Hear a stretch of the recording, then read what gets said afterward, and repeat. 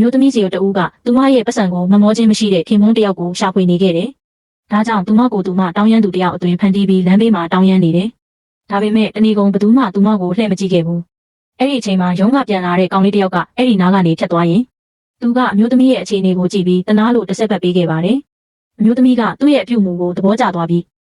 ကောင်လေးကထွက်သွားဖို့ပြင်ဆင်လိုက်ချိန်မှာသူမကအမြန်သွားပြီးသူ့ရဲ့အင်ဂျီလက်ကိုဆွဲလိုက်ပြီးပြောလိုက်တယ်။ကျမစီမှာအိမ်ပြန်ဖို့ကားကမရှိလို့နောက်ထပ်နည်းနည်းလောက်ပေးလို့ရမလားရှင်။ကောင်လေးကစိတ်ရှုပ်သွားပါတယ်။သူကတဏီကုံအလုပ်လုပ်တာတော့အဲ့လောက်အများကြီးမရလို့ပါ။ဒါပေမဲ့အမျိုးသမီးရဲ့အခြေအနေကိုကြည့်ပြီးသူကတနာလို့သူ့ရဲ့အိတ်ထဲမှာကျန်တဲ့နောက်ဆုံးတရားဘက်ကိုပါပေးခဲ့လိုက်တယ်။အမျိုးသမီးကပြောတယ်ရှင်ရဲ့ကျေးဇူးကိုကျမဒီတိုင်းမိမသွားပါဘူး။ရှင်တခုခုအကူအညီလိုအပ်ရင်ပြောပါနော်။ကောင်လေးကစိတ်ထဲကနေပြောလိုက်တယ်သူကလမ်းပေါ်မှာအိတ်နေရတာငါ့ကိုဘလို့များကူညီမှလဲ။အဲ့ဒီအချိန်မှာသူ့ရဲ့အမေစီကနေဖုန်းဝင်လာတယ်။ကောင်လေးကအရင်ကသူ့မိကိုမြို့မှာချမ်းသာတဲ့ရီးစားတယောက်ရနေပြီလို့လိန်ပြောထားခဲ့ပါတယ်။ဒီနေ့ကသူ့မိရဲ့မွေးနေ့ဖြစ်ပြီးသူ့မိကကောင်လေးကိုအိမ်ပြန်လာဖို့ပြောနေတယ်။ဒါမှမဟုတ်ရင်သူကငငယ်ကလေးကတတ်မှတ်ထားတဲ့သူနဲ့လက်ထပ်ရမှာပါ။ကောင်လေးကစိတ်ညစ်သွားပါတယ်။အဲ့ဒီအချိန်မှာသူကတောင်းရမ်းသူအမျိုးသမီးကိုတတိယသွားတယ်။သူကသူမကိုပြောလိုက်ပါတယ်။မင်းကရဲ့ရီးစားအဖြစ်ဟန်ဆောင်ပြီးအိမ်ကိုလိုက်ခဲ့ပေးမလားခဏလေးပဲဖြစ်ဖြစ်လေးပါ။အမျိုးသမီးကသူ့ကိုသဘောကျနေတာကြောင့်ချက်ချင်းပဲသဘောတူလိုက်တယ်။ဒါပေမဲ့သူမကပြောတယ်အိမ်ကလူတွေနဲ့တွေ့ဖို့ဆိုရင်တေးသေးချာချာဝတ်စားသွားမှဖြစ်မယ်နော်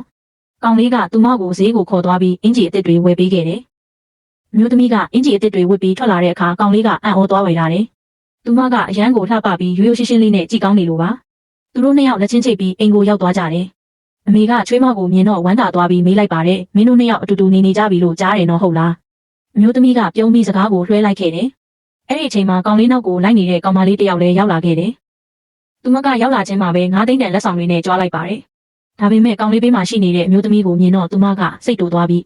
သူမကမေးလိုက်တယ်ဒါကဘသူလဲအမေကဖြေလိုက်တယ်ဒါကငါသားရဲ့ရီးစားပါသူကမြို့မှာနာမည်ကြီးရဲ့စီးပွားရေးလုပ်ငန်းရှင်တယောက်လည်းဖြစ်ပါတယ်။အဲ့ဒီကောင်မလေးကရေပြီးပြန်ပြောတယ်ကျမမြို့ကစီးပွားရေးပွဲတိုင်းကိုတက်တယ်သူ့ကိုတခါမှမမြင်ဘူးပါဘူး။နင်းရဲ့ကုမ္ပဏီကအရန်သေးလုံးလို့လား။မြို့သမီးကအေးအေးဆေးဆေးပဲပြန်ပြောလိုပါတယ်မြို့ကစီးပွားရေးပွဲတော်တော်များများကိုကျမကပဲဥဆောင်ကျင်းပတာပါရှင်ကဘာလို့မမြင်တာလဲ။အဲ့ဒီကောင်မလေးကမယုံကြည်နိုင်ဖြစ်နေတယ်။အဲ့ဒီအချိန်မှာလူမိုက်အုပ်စုတစုအိမ်ထဲကိုဝင်ရလာတယ်။သူတို့ကအိမ်ကြီးကွက်ကိုလိုချင်ကြောင်းနဲ့ Subgroup ဆိုတဲ့ကုမ္ပဏီကြီးနဲ့ပေါင်းပြီးလုပ်ငန်းလုပ်မှာဖြစ်ကြောင်းပြောပါတယ်။ဒါကြောင့်အိမ်ကိုချက်ချင်းဖယ်ပေးဖို့ပြောလိုက်တယ်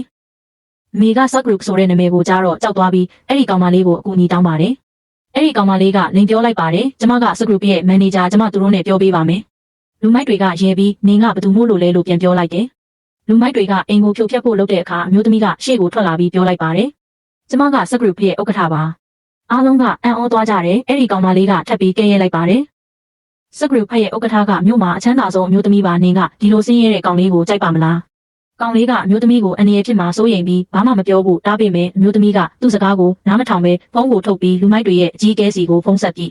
ဒူကွန်ရန်ငါရဲ့ရောက်ခမအိမ်ကိုဖြိုဖျက်ဖို့ဘသူကမင်းကိုခွင့်ပြုလိုက်တာလဲ